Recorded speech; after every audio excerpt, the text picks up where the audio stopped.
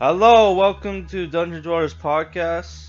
On our latest Christmas month review, today we're reviewing DC Holiday Nightmares, Cataclysm Holiday Carols, which is obviously published by DC Comics. I paid $23 for this. So it's Christmas Eve. We're one day till Christmas. Which I'm still gonna keep doing Christmas month reviews until, till the end of December, right? So that don't worry, you're still gonna get Christmas content even after Christmas. So this comic book is gonna be a bitch to review because there's not like at the back it makes you think there's only gonna be 7 stories in here. There's actually 12 stories in here. So I'm gonna run through all 12 of what the stories are and who wrote and drawn them, and then we'll get into the review. Okay. So the first story is Rip Hunter, Time Master, and Nuclear Winter Special, written by Mark Russell and artists, but the artist is Mike Norton. Which, how this graphic novel works, whatever, is that you have this guy, Rip Hunter, who's a time traveler, ends up in this post-apocalyptic wasteland outside of Google's headquarters, where you have these raider types are capture him and are going to like kill and eat him while sorry he's distracting them while he charges his time machine by telling them Christmas stories, because it's it's Christmas time. And Google, well, it's called Oogle here, but it's pretty much Google. These raiders were all ex-Google employees, and they worship the terms and conditions of Google, which I thought that was kind of funny. Yeah, so like he's distracting them by telling them Christmas stories, and all the Christmas stories are DC superhero related, right? Except for the last 2, which is Swamp Thing and then Harley Quinn. Those 2 are full issues, but the first 10 are all like single stories that are like, I would say, a couple pages long, so they're super short, right? It's only like Swamp Thing, Harley Quinn stories that are like full length issues, right? So we're gonna go back to those. So the second story is Batman 666 in Warmth, written by Colin Kelly and Jackson Lansing. This Batman is Damian Wayne. It's not Bruce Wayne. The third story is Superman 1 Million in Memory Hearth, written by Steve Orlando, artist Brad Walker, which kind of has SCW feels, but not really. I don't know. Martian Manhunter makes an appearance in that story. The fourth story, The Flash in Once and Future, with Jeff Loveness, art by Christian Deuce, however you pronounce that. Which that one didn't feel Christmas themed at all. Fifth, Aquaman in Where the Light Cannot Reach, written by Margaret Scott and Dexter Soy. His last name is actually Soy. I didn't notice that the first time around, but it's like, holy fuck, when I was writing all this shit down. The sixth story is Supergirl and Last Daughters, written by Tom Taylor, art by Yasmin Putri. Seventh story is Firestorm and Last Christmas, written by Paul Dini, and art by Jerry Ordway. Which, Paul Dini is a Firestorm fan. Who knew? I actually used to be subscribed to this guy's YouTube channel, who was a huge Firestorm fan. Never got around to reading Firestorm books. Like, Which Firestorm and Blue Devil were like the two superheroes I always mean to like read comic books by, but I never got a chance to. That and Lobo, but I actually have a few Lobo comics, but yeah.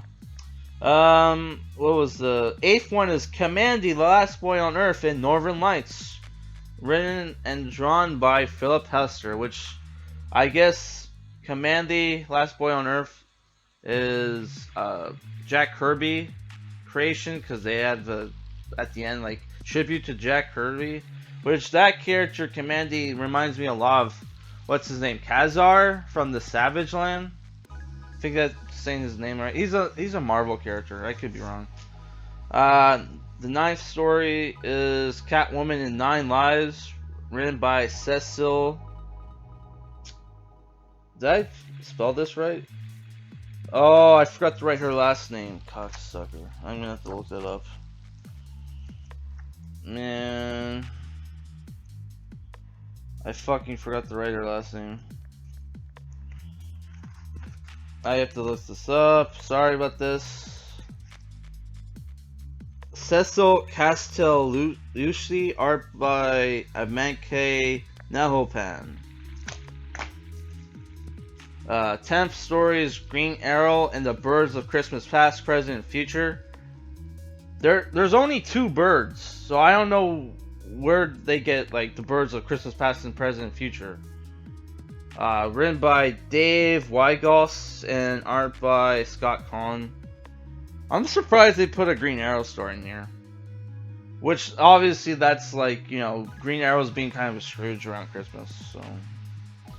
11th story is Swamp Thing in the Talk of the Saints, written by Tom King, art by Jason Fabok, and the last story, Harley Quinn and We'll All Be Home for Christmas, written by Sam Humphries and art by John Timms. So you got 12 stories here, and the book costs $23. How do we do this? Well, first thing I want to say is the pages for the actual book is very it doesn't feel like regular magazine paper that you're like used to for the comic books. It feels very rough. Like this is some very cheap paper. Like if you were to leave this book open in a room where there's sunlight, this would fade fucking pretty. The colors would fade pretty fucking quick. So like a lot of the stories are kind of sad and depressing. That's because like they have the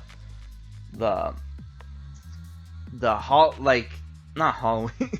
They're like they have like a nuclear like, you know, post-apocalyptic setting for a lot of the stories, right? Like in the Batman one, like the only 2 people left are Batman and Ra's al Ghul. There's like nobody else left. For the Superman one, well, the Superman 1 million in memory here, that one wasn't actually post-apocalyptic. Neither was the Flash. The other ones were like the Aquaman one. He is hanging out in the mountains, and he gets told by like 2 scientists go up to him and tell him, hey, we might be able to cure all the radiation if you go deep in the ocean and find some glowing moss, which our research says can eat radiation. And like he goes there, there's a lot of mutant like sharks and shit. And the one spot he finds the glowing moss in that part of the ocean. There's non-mutated like, you know, sharks and fish around it. So like that one actually had like kind of a nice ending.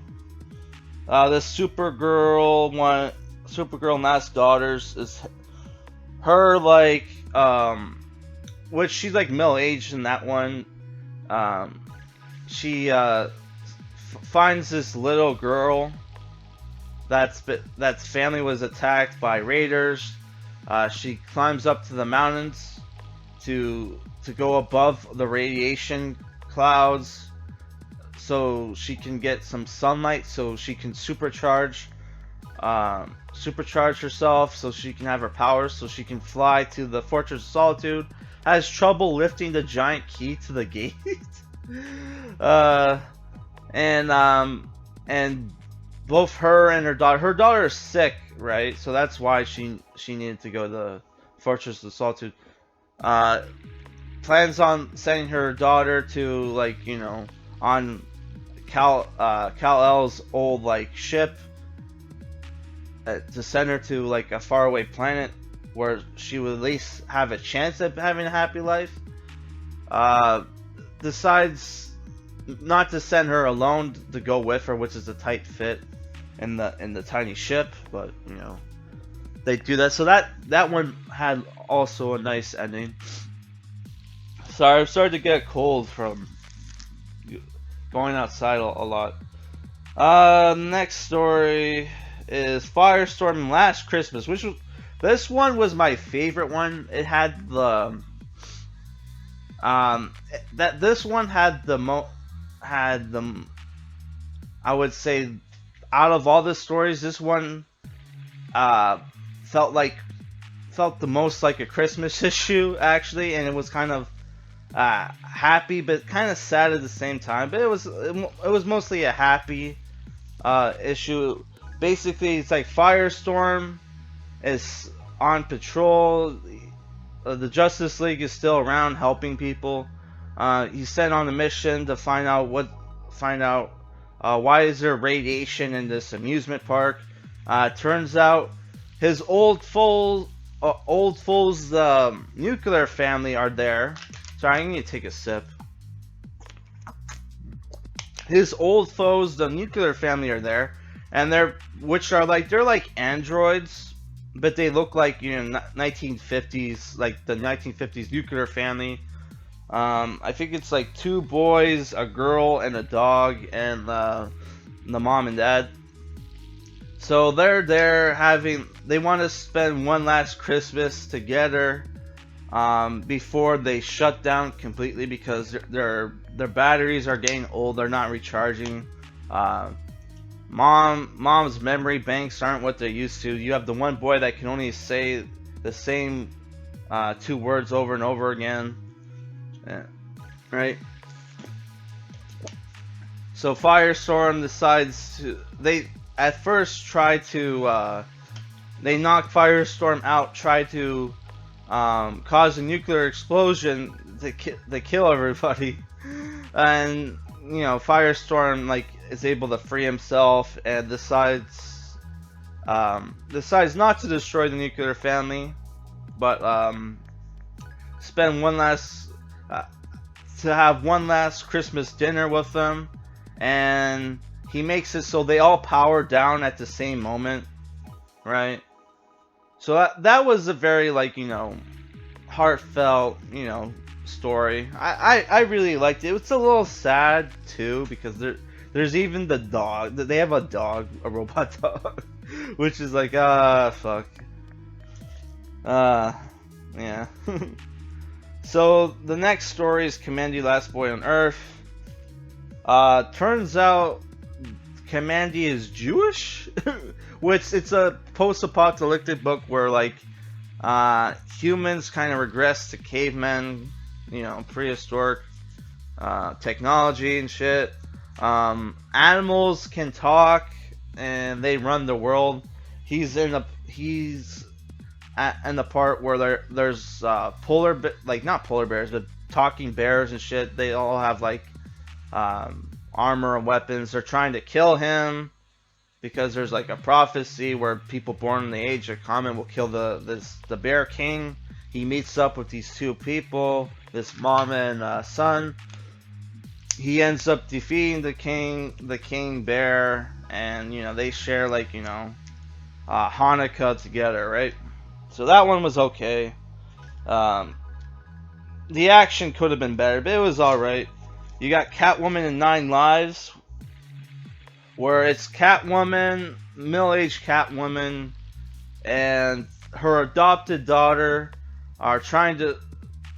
are going around stealing rations and shit. It very much has a Last of Us part feel to it. Um, they're like, I guess the city, Gotham City, has become an authoritarian state, where like, they give out rations. There's like ration points where people give out rations, but all the ration points are closing. People are starving. So Catwoman decides to break into wherever they're keeping the food, and her daughter give out food for Christmas. So that was another nice story. You have Green Arrow and Birds of Christmas Past, Present, Future, where Green Arrow is kind of a Scrooge. He's old. He's like super old in this book. I would say he's like in his 50s or 60s. I guess the Justice League survived the post-apocalypse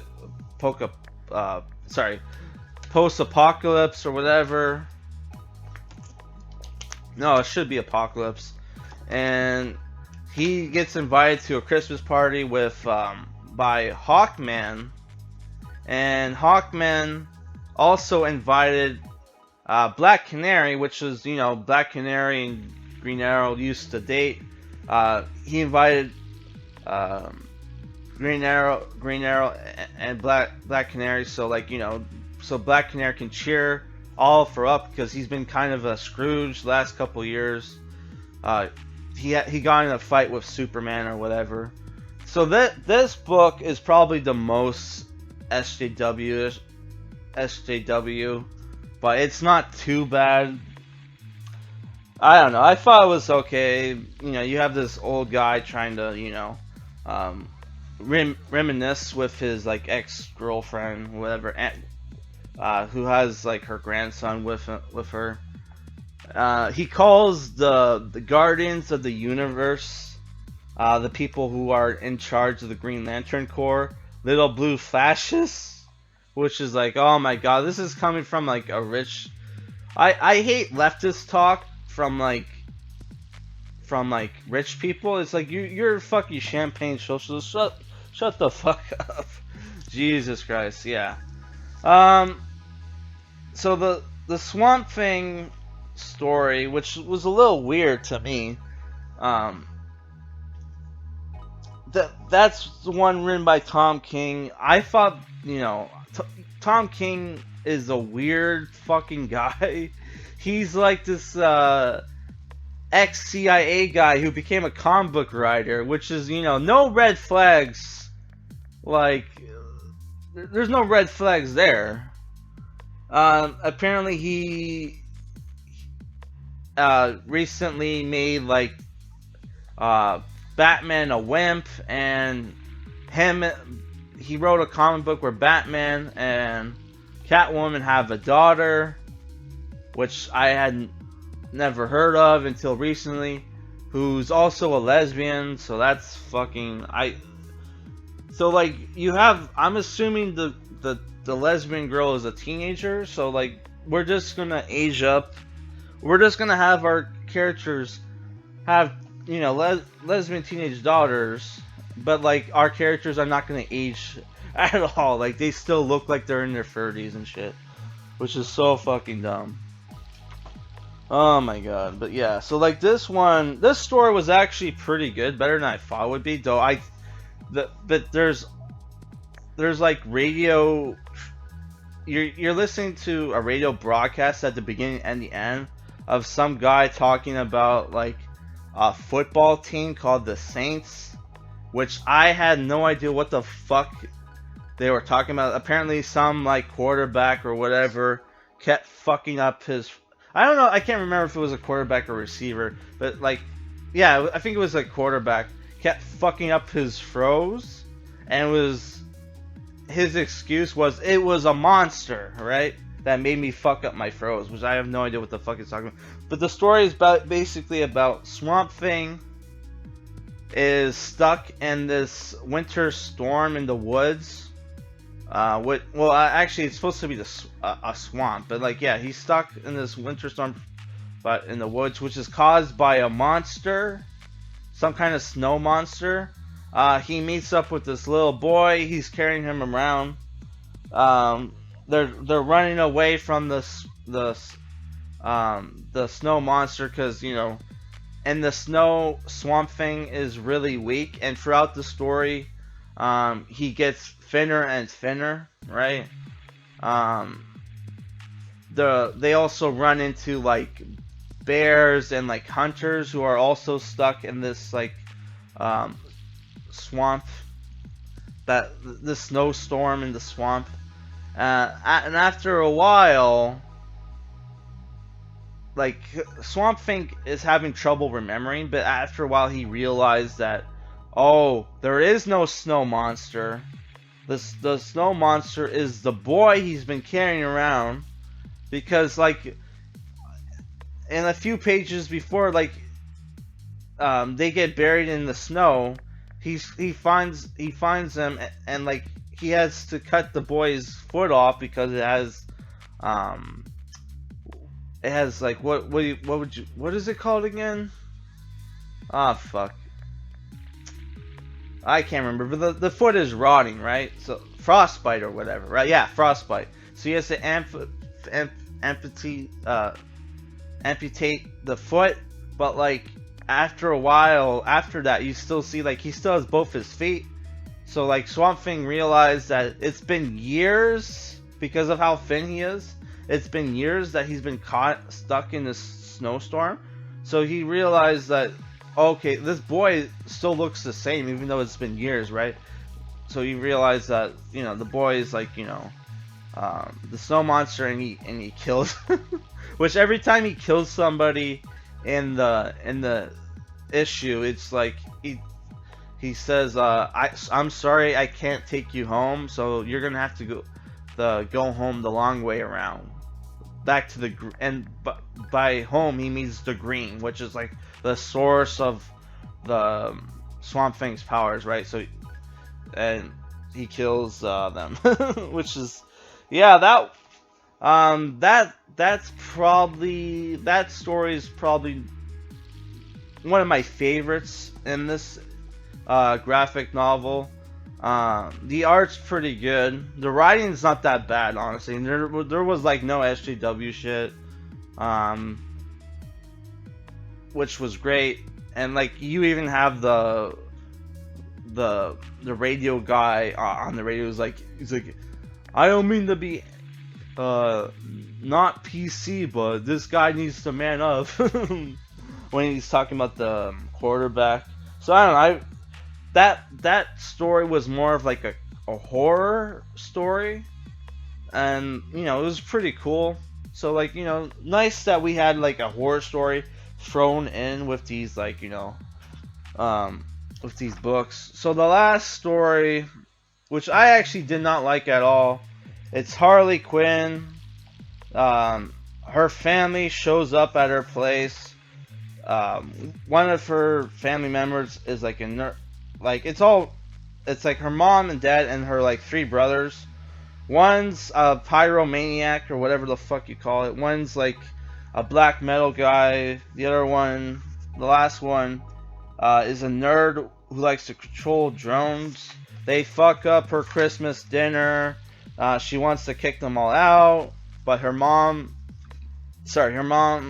reveals to her that she has cancer and she wants to spend Christmas with everybody in the family. So at the end they have Christmas dinner and Catwoman's there for some fucking reason, and the pyromaniac boy proposes to her, which is like kind of weird. And then you have like I think Starfire comes out of a volcano and says, if it's already Christmas, then that means the trials are about to begin. So I don't know what the fuck that's about.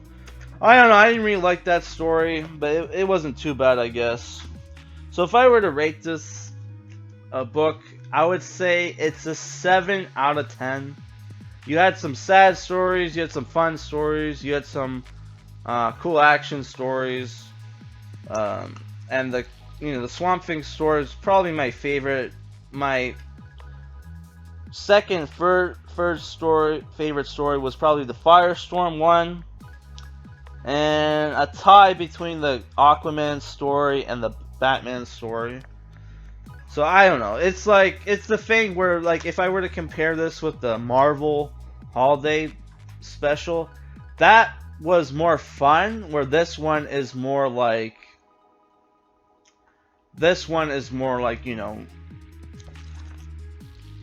serious, I guess. But there's like it's more you get more variety with this book, and then there's like all the different like you got like 12 stories in here, which is that's a lot of content for a graphic novel, and you're only paying $23 for it. So that's kind of pricey, but I would say,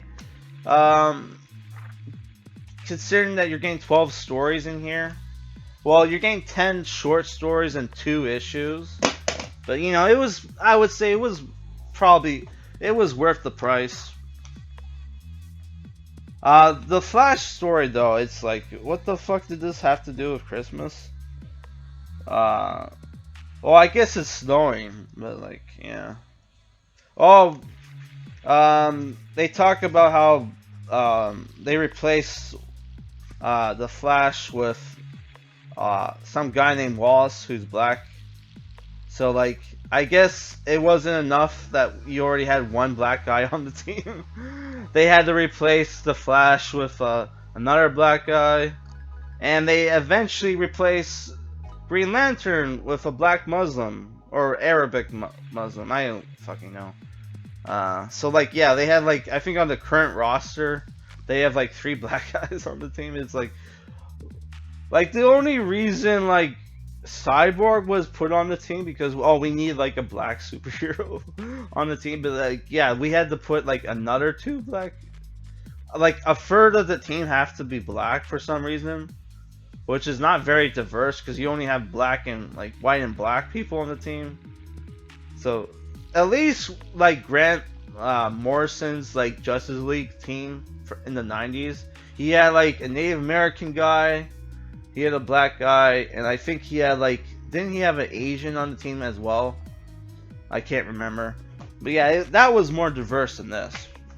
But yeah, I don't know, dude. It's a 7 out of 10. It's a little bit better than the Marvel one, but if you want a more serious like Christmas themed book with more variety,